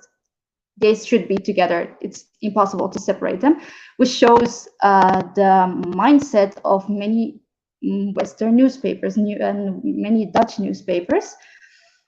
At the same time, there was also a research done, again by the same researcher, to see how often discrimination towards Muslims was being documented in the press and being represented in the press. And actually, it turned out that it was barely mentioned, like less than 1% would actually be about Muslims facing discrimination in the Netherlands. Then another research was published by Meld Islamophobie, which is a Muslim initiative to stimulate Muslims to come forward with their stories and not hold back, because actually, like I mentioned before, there is a severe lack of trust towards the governmental institute and towards the police. And because of that, people just don't even bother, because they feel that they won't be heard anyway. But now that there's a Muslim initiative, many people actually stepped forward and participated in the project. And it turned out that actually 40% indicated having faced Islamophobia more than 5 times in 1 year. And actually 48% of all the participants never mentioned this to anyone, not the police, not to any NGO. They didn't file any complaint, which caused, which, like I mentioned before, explains why there is a significant difference between the official numbers and the unofficial numbers. And actually, most of them are very worried about what the future will hold for Muslims, and a lot of them feel like they cannot live freely the way they want according to their religion in the Netherlands. And another thing that showed up in research is that actually there is an ever-growing sense of polarizations, and that the main factor of this polarization is like race. I mean, like on one hand, we have Western and Dutch natives, and on the other hand, we have people with a migrant background. According to 75% of the people who were questioned, they said that they find this the biggest reason for debates, and that it would even go as far as to causing hate within those people, that they would start to foster hate within themselves because of their ideas, because of having different views, etc. When we come to justice, the PVV, the party led by Geert Wilders, presented an anti-Muslim ban, saying trying to curb Islamic rights, like the practice of religion, Islamic schools, etc., mosques, all these things. But the Council of State actually advised strongly against it and warned that it was against the Dutch constitution, and that that it was also against the European human rights. And even though they've advised against it, they still decided to go forward with it, but it wasn't accepted, the law, and fortunately it was banned completely, it was cancelled completely. There was also a new law proposal to ban slaughter without sedation. Again, this was cancelled, the law didn't pass. And lately, what's more important is that in August, starting from August the 1st, wearing the niqab and the burqa is officially banned in public instances. But actually, this law caused for so much confusion because it was only banned in public transportation, so buses, trains, metros, hospitals, and schools. But many people didn't actually get what the whole ban was about, so they would start implementing the law and taking law in their own hands when it wasn't necessary. So a woman would wanted to go to the park, and she wasn't allowed to enter the park with her children because she was wearing a niqab. And actually, when she contacted the government, they said, actually, there's a mistake. You are allowed to go there. It just involves these places and this metro, etc. Again, a lot of people were just not willing to actually apply this ban. And what is more important is that it sparked a serious increase in Islamophobia, and like my co-presenter Amina said, it causes especially acts of violence towards Muslims. So because we Muslim women are more susceptible to violence because of our headscarf, hijab, or other things that might give away our Muslim identity, we are more susceptible to violence, and because of that, we are an easy target. Muslim women are an easy target, and one woman would tell how she got kicked and spat upon because she was wearing a headscarf. Actually, what is interesting is it wasn't just about wearing a niqab or a burqa. It was about being an hijabi, having a headscarf, and that was causing all kinds of problems. Again, many people would mention an increase of violence, people shouting names at them, etc. Another last thing I would like to mention before I finish my presentation is that there was also a significant problem within a police institution.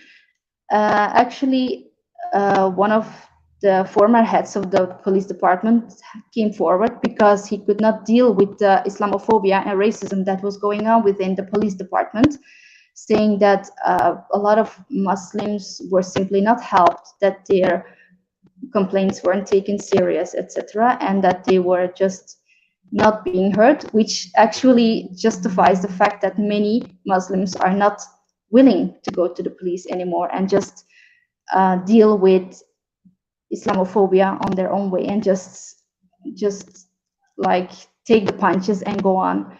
Which the thing that drew the most attention during this research is the fact that there's so much daily Islamophobia, which is just simply not measurable and not mentionable, because if you are not Muslim, it is difficult to understand that this is even called Islamophobia. I mean, like comments like, aren't you hot when you have your headscarf, or aren't you thirsty, or how can you do that all day long? Oh my God, that is like so stupid, or this kind of comments. Even that, when you hear it once, it's okay, but when you hear this over and over and over and over again, when you know that there's such a significant minority of Muslims in your country, then you really cannot help but be in shock about how uneducated people are about many things that involve Islam. And one of the things that should really be done and dealt with in Western society, especially in Belgium and the Netherlands, is re-educate people about what Islam is and what Islam isn't. Just give like maybe a crash course on the basics of Islam, just so that people know who they have standing in front of them. Like, people don't bother even to understand anymore. And what, like I mentioned, is this growing polarization. People just put their fingers in their ears and don't even want to listen anymore. And this needs to stop before it gets out of hand. Thank you very much for everything. Thank you very much, Amina, for this presentation. Now we have come to the end of the discussion, I mean the presentations, but there are also some questions from our viewers. So I would like to read them out, and then we will continue with the first speaker, and then we will like to hear also your responses to these questions. Okay, let me start. There is one question about where do you see the continuous improvements, and where do you expect more support from NGOs? Where do you see Europe related to Islamophobia and anti-Semitism in the upcoming years? What is your action plan within the next 2 years? One question. Another one is, what is your message and also expectation for the minority and majority communities on the ground across nations? Another question is about social media. How are the social media monitored related to hate crime? Where do you see the biggest threat, and how do you face these challenges? A question is about our report. Is your report also officially stored and archived in national and international authorities? Another question is about coronavirus. Do you think Islamophobia and xenophobia will increase due to coronavirus? Where do you see area of improvement towards Muslim communities? What are the top 3 challenges? How will you close the huge gap between real incidents and reported cases? Are the best practices shared and used among various institutions? And the last question is, where do you see good progress and example in the recent years? Are these cases also published? I think I can also add and answer one of those questions. The one question about the report, is it being archived by national or international authorities? European Islamophobia Report has become one of the sources of Islamophobia studies across the globe. And also international institutions, they do also cite European Islamophobia Report. For instance, OSCE, Organization Security and Cooperation in Europe, they do publish yearly hate crime reports, and SETA is European Islamophobia Report is one of the regional contributors to this hate crime report, annual hate crime report. And also we do know that all the international institutions who are working on Islamophobia or racism, they are citing the European Islamophobia Report. So it's been also cited more than 100 times by academics, by journals, journal articles or book chapters, and also it's been downloaded more than 30,000 times from our own webpage. But it is also available across the internet, so we do not know the exact number, but it is widely available and well-known report, an established report. There was another question. The real gap between the incidents and the reported cases, that's the main problem that we do face with the Islamophobia, because in most of the cases, in overwhelming majority of European states, the incidents are not reported or not recorded, actually. Both not reported, but also not recorded. And that's why we do not know the exact numbers, and that's why we say this is the only tip of the iceberg, the numbers that we have. That's why we are calling the European authorities, national states, to report, to record the European Islamophobic hate crimes as a separate hate crime category and publish the results at the end of each year. With this report, we are trying to raise awareness. This is not a daily, this is another monitoring report on a daily basis, which is another effort, which requires huge funds and human resources.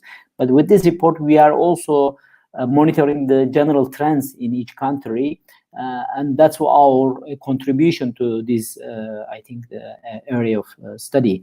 I think that's, as an editor, I can answer those questions, but the rest I would like to give the floor to the other speakers, and I would like to start again with the Fahrettin Hafiz. Fahrettin, are you with us? Sure. Yes, I am. Yes. The floor is yours. You heard the questions. You can see them, and if you want to respond to any of them, the floor is yours. Yeah, let me just take one question here in terms of the future and where we are at this point of time.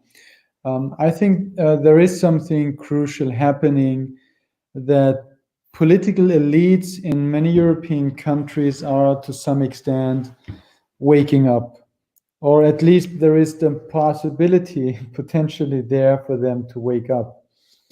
And I think that is very much related to white supremacist terrorism that is targeting obviously not only Muslims, but really also people from the center of power.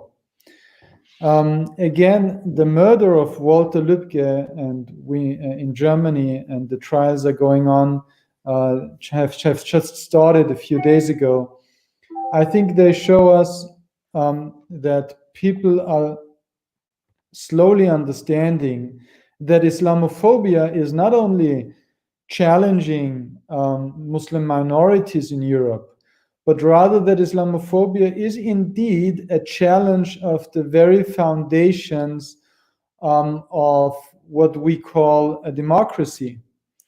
The white supremacist groups that have started to cooperate on a transnational level, and we know this from the network Hannibal, which has been mentioned already today, which has listed more than 20,000 people that presumably are targets of them.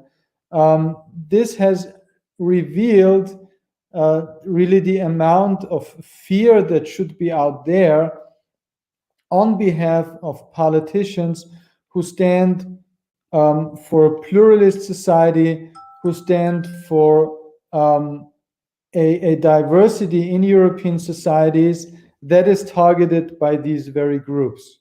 So I think at this point, people, since the white supremacist movements are drawing heavily on Islamophobic ideology, I think what people are getting to understand is that Islamophobia, at the end of the day, even questions their existence, right? And not only the existence of Muslim minorities. So I think there is a moment here at this point of time where people can really understand that anti-Muslim racism is really a larger problem of not only religion, of class, of gender, as we have heard today many times by Amina, and so many other things that are problematic within our societies in a larger picture. So I think this is something that could be a turning point where people, when they understand that this problem is really a larger one, that is questioning not only a minority, but really the whole of the society and the way we have imagined, or some of us have imagined our societies to be, that people understand and act upon this understanding. I mean, I don't want to be too optimistic, obviously, because we also see that changes are really taking their time, and they are not very that quickly as we would wish them to be. But again, even if we're speaking about 2020 now, I think the Black Lives Matter movement in the United States is also crystallizing a moment where some changes are happening that could not have been imaginable 20 years ago, right? So I think on one side, we see that Islamophobia is questioning the lives of people, and this might really be Europe at the crossroads, asking itself, where are we heading? So I think all the people who are serious about what is going on and who are serious about tackling racism in a larger picture, this is really also a window of opportunity for us to understand that we really have to change something to make our societies, the people in our societies, really more equal. And I'm saying this because in the 2018 report, it was really the first report where we have hinted to this issue of white supremacist terrorism that is linked to anti-Muslim ideology. And we really saw in 2019 how this has manifested itself in the reality of European life. So we will see where the next years will bring us. And there are many reasons to be optimistic. There are many reasons to be pessimistic. But I think really what this shows us is there are chances and we should grab them. And we should also support all those people with this kind of report to show that this is really a situation where we can go in different directions. Thank you very much, Farid. I would like to continue with the second speaker, Hikmet Karcic. Are you with us? Yes. Yes. This was Hikmet. Yeah. Thanks, Anas. I think I'm going to give a short reflection on the question on where do we see Europe related to Islamophobia and anti-Semitism in the upcoming 5 years. Basically, if we look at Europe 5 years ago, when the first European Islamophobia report was launched, at that time there were many people, many networks who were ignoring the fact that, or were claiming that Islamophobia does not even exist in this region. So in the last 5 years, I think the European Islamophobia report has managed to put the whole idea out there in the mainstream academic, political, societal narrative, and that's one of the most, let's say, positive things. And now we have 5 years of documented Islamophobic and anti-Muslim hatred at one place in a very good way. Also, the two unfortunate attacks which occurred, actually multiple attacks, but let's say the most important one last year in Christchurch showed that anti-Muslim hatred originating from Europe is transnational, and that somebody inspired from genocidal rhetoric from Europe can commit a hate crime on the other end of the world. And this is very important, and I agree with my friend Farid that this is a way of that this act was a wake-up call to many, because if we remember the Breivik attack several years ago, many people ignored it, saying that this was an isolated event and that this is a lone wolf and things like that. But last year we actually saw a rise in these transnational networks and communications between far-right movements throughout the world, far-right, white extremists, and so on. I think in the next 5 years, if we really want to tackle Islamophobia, anti-Semitism, but not only that, but all other attacks on minorities, anti-Roma sentiment in Eastern Europe, and so on. What we really need to do is to focus on those main movements, which in some cases have become part of national institutions. Because you have certain institutions, state institutions in Europe where this right-wing ideology has infiltrated among the employees. What I'm trying to say is that if you have an isolated event of an individual attacking a mosque, that should be a lesser concern than when you have a whole entire institution which has a whole entire army and resources behind itself to commit even a larger crime on that sense, which is going to be based on that anti-Muslim phobic rhetoric. So what I would like right now to just put out there is some research which I did last year on the role between Islamophobia and right-wing movements with foreign fighters in the region.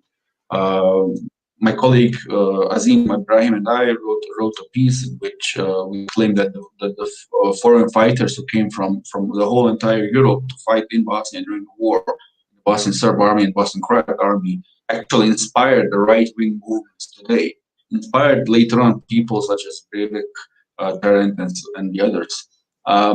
Right now, what we are having in Europe, something which is being ignored from the Islamophobic point of view, is the current conflict in Ukraine, where you have, similar to Bosnia 25 years ago, you have right-wing movements, neo-Nazis, who are both Islamophobic and anti-Semitic, who are fighting on both sides of the war, and who, in their own units, have foreign fighters from basically all over the world coming there, fighting the war, and then slowly going back to their native home country. So we need to focus on that. That would be, I think, I would suggest as a priority, to focus on the de-radicalization and the re-socialization of these people, of these foreign fighters, of these veterans coming back to their home. So if we don't tackle that issue, I think in the next 5 years we're going to have more cases similar to Breivik and Tarrant. Thank you, Hikmet, for this. I think you rightly mentioned the far-right groups, terror groups, who are on the rise all across to Europe, and unfortunately, there is a lack of, let's say, interest on those groups, especially among the security apparatus of most of the European states. But this danger is rising.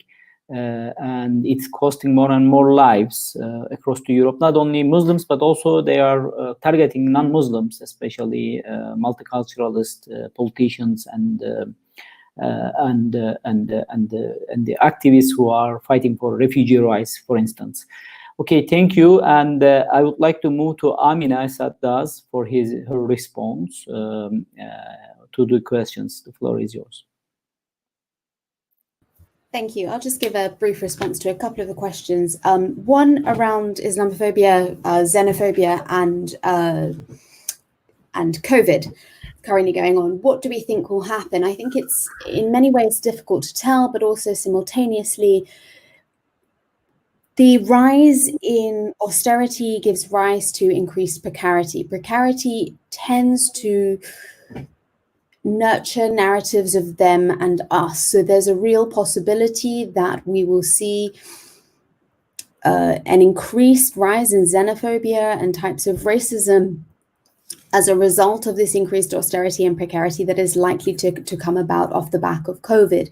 And that really shows the interconnectedness and the intersection of racisms with socioeconomic disadvantage and narratives around socioeconomic status. So this may give rise to more right-wing nurtured forms of Islamophobia and different racisms. But with Islamophobia, we don't see a straightforward right-left dichotomy or split. We see liberal Islamophobia from the left, as well as kind of right-wing influenced Islamophobia from the right. So it's unlikely that there'll be a wavering, there'll be just different manifestations that are likely to come about. But at the same time, as Farid mentioned, and also Hikmet before me, this has given rise to a particular moment where we've seen these sort of tensions that have been bubbling under the surface really coming to the fore. And I think Black Lives Matter is the most obvious example of this, but it's really triggered the need for critical reflection by institutions, by organizations, and we see this increased introspection occurring. Let's hope that the moment that was brought about by COVID and Black Lives Matter gives rise to an opportunity to begin to question anti-Muslim racism or Islamophobic racism on the continent, as with other forms of racism that need to be dismantled and contested every step of the way along this journey. And the other question that I wanted to speak to was the issue around good progress, best practices, etc. It's difficult to give a one-size-fits-all best practice approach to countering Islamophobia. Obviously, there needs to be strong support from political officials, the legislative system, the media, among others. But I'm currently engaged in a project. So I recently was involved in a project across Europe where we looked at the best sort of counter narratives that exist in terms of countering Islamophobia. And I'm taking that project a little further, and I'm undertaking some research at present into ways and means of creatively countering Islamophobia. So really responding to this need to re-educate, to challenge the dominant narratives on Muslims, the Islamophobic narratives on Muslims, but rather than bombarding individuals who really sit in the middle, that are on the fence, rather than bombarding them with straightforward statistics or reports, which are important in terms of documenting and defining what's going on, but really if we're to change opinion and to challenge the narratives, we need to have these emotive practices that the everyday individual, regardless of their backgrounds, can engage with. So examples of this include film and theatre and poetry that are perhaps more accessible to the masses. These sorts of projects need to be done simultaneously to projects like the European Islamophobia Report, which provides that broad documentation, like the British APPG, which sought to define Islamophobia within the British context and has been adopted by numerous local governments and councils. They need to be done simultaneously, but how can we sort of impact and create these different means of challenging and countering Islamophobia? And I think it's all part and parcel. So this is just another way that we might begin to look at and address the problem that I'm seeing. And then we see that individuals across the scene, not only statisticians who can provide the statistical evidence and analysis, or academics who can provide the in-depth qualitative analysis, we see that people who have different forms of expertise, so festival curators, artists, etc., become part of the solution, the means of effectively assessing, addressing, and contributing to anti-racist work on the continent. So that's just an alternative way and best practices in different ways in which we might frame and consider our responses to racism on the continent and globally. Thank you. Thank you very much, Amina. Now I would like to move to our last speaker, Amina Smith. Yeah, Amina, the floor is yours. Thank you, Professor Bayraktar. I'm not sure if there are any questions left for me that need to be answered, but I would like to give an answer that might answer several questions at the same time, as regarding to the problems with Muslim society, Muslim communities in Europe, which is actually the fact that Muslim community is very splintered at the moment. If you go to Belgium or the Netherlands, you can see mosques belonging to Pakistanis, to Moroccans, to Turks, etc. And they're all divided, and they do barely mingle. And the problem is when an issue does rise, we have very varied answers, or sometimes even no answers, because they are not able to voice their opinions and their attitudes towards a problem in a decent way. And we just become the laughingstock of the West, actually, of Belgium or the Netherlands, because we are trying to deal with a problem. Like, for example, let's say the headscarf ban. One group would say this, and then the other group would say that, and then acts in a different way. And because there is no union in the answer, we are also not being taken serious as Muslims. And secondly, if we would be able to get more unity amongst Muslims, we could also have more of a community feeling, and a bigger voice to voice, or a bigger bigger chance to voice our opinions towards politicians and towards the people in general.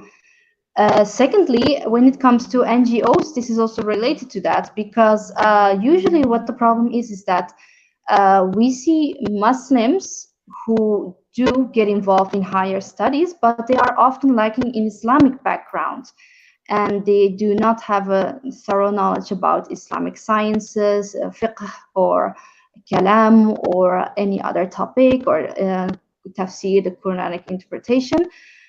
And when they are faced with problems, modern problems that we are currently dealing with a lot, like, for example, let's say homosexuality, LGBT movement, now transgender movement, etc. All these kind of things, like, Muslims are not equipped to answer these kind of questions, which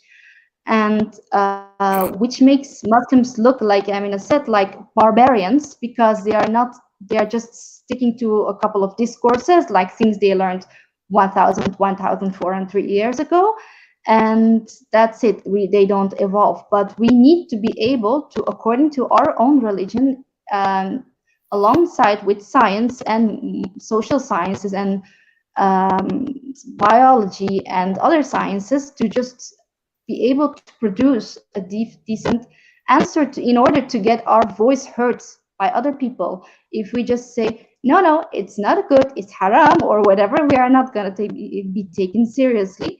And if we also want to, for Muslims to be heard and to come forward with their discrimination, the discrimination they have been dealing with, we also need to have Muslims within those NGOs, and Muslims need to be able that they are being heard by people who they think they are their equals, not by some. If a hijabi is constantly being bothered by the fact that she, because of the fact that she is a hijabi, that she's wearing a headscarf, is being discriminated on the work floor because of her hijab, she needs to be able to go to someone in an NGO who also has a hijab and understands her problem.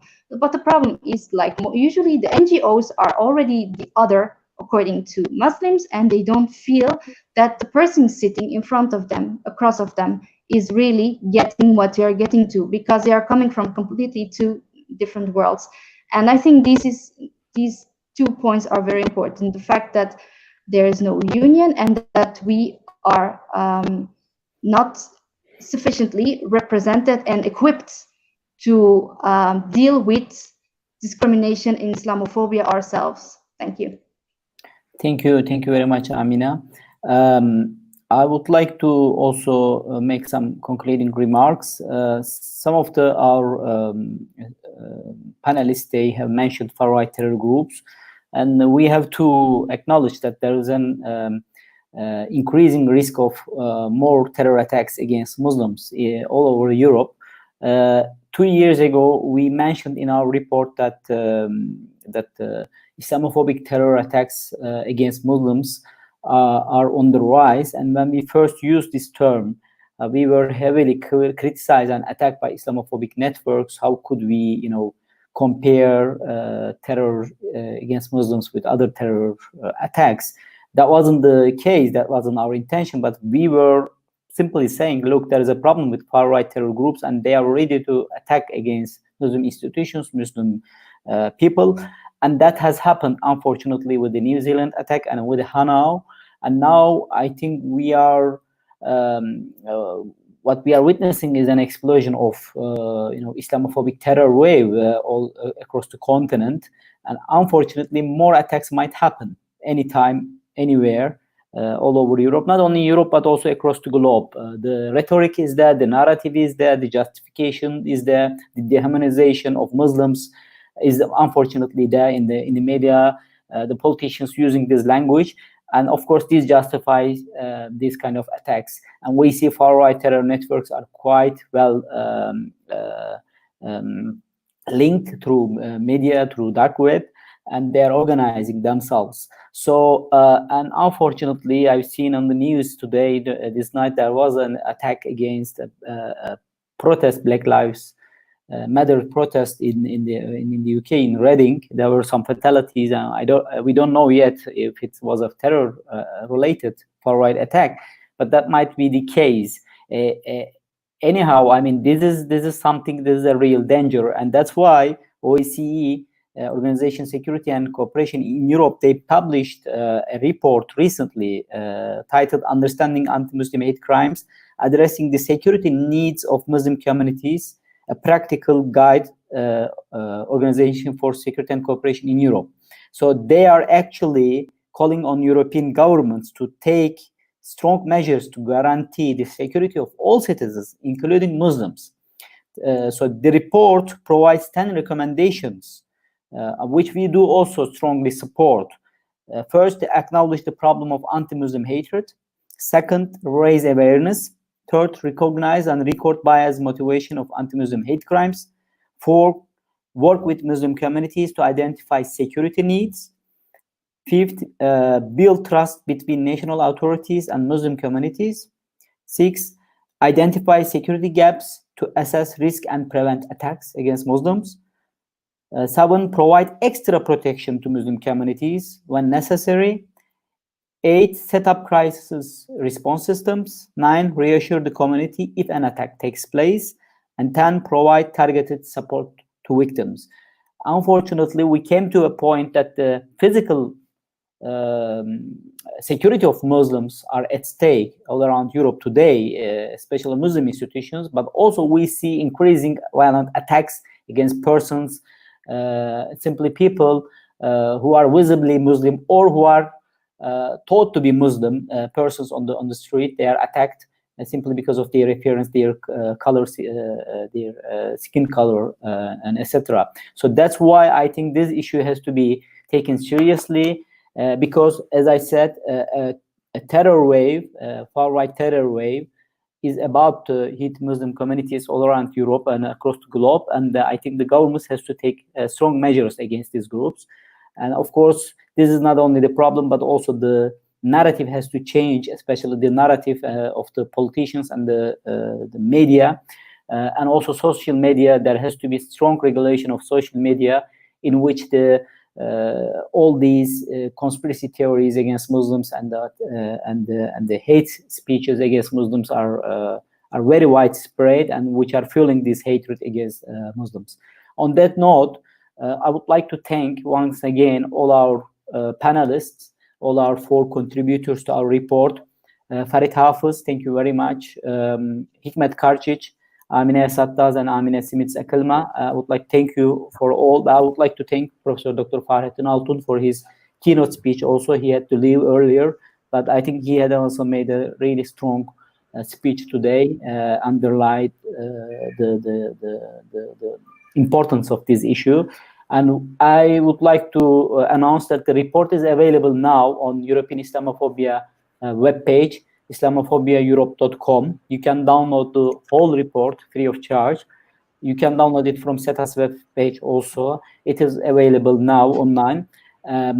Also, I would like to say that we are going to continue with the report next year also. So we are determined to continue with this report, because we think that with this report we are filling an important gap in this field, and we have already achieved a lot. I think in the last 5 years, as he had mentioned, in the first year it was even discussed that there is nothing like Islamophobia. It's not a problem.